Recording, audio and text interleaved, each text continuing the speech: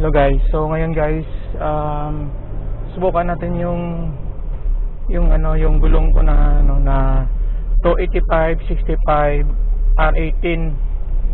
So bali yung nagpalaki ako ng gulong.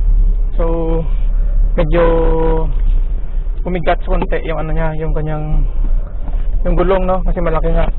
So bali sa fuel consumption naman guys, yan kita nyo 10.5 pa rin yung yung takbo ko, yung fuel consumption ko.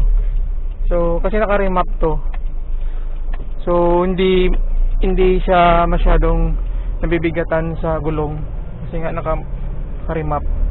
So maganda yung niya, yung hatak niya kahit na malaki gulong. So yan lang na po na ako dito. So advisable talaga na i-remap mo lang kung papalit ka ng siguro remap na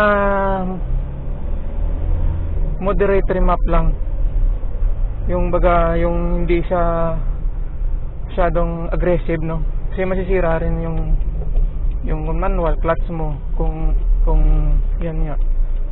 So ako manual ako guys, manual yung sarang ko. So siguro kung magpapalakas pa ako ng tune, siguro magpapalit ako ng racing clutch dito. So far ngayon okay naman yung niya, yung takbo niya kasi naka lang ako kasi naka full exhaust saka drop in na dry type, then remap lang, yan lang yung modification ko. Pero okay naman. Pero kung dati kasi yung isang tuner ko malakas yung tune nya, so nagsa-slide yung clutch ko, so pina-remap ko ulit. So sa nagbawas ako ng konting ng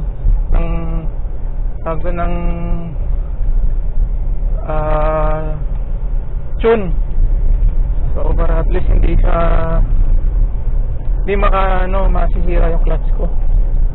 Kasi advisable talaga na pag malakas na yung engine mo kasi sabog niya at saka fuel and air mixture mo, mapalit upgrade ka na ng clutch para at least mapipil mo yung power niya.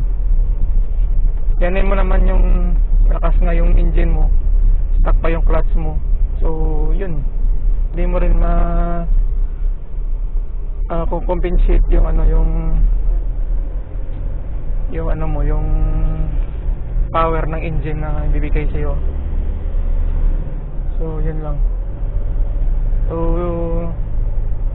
So balik tayo sa topic guys, so yun nga, so nagpalit ako ng 285 65 R18. So sa setup ko ito, kasi pinataas ko, modify ako ng body lift saka suspension.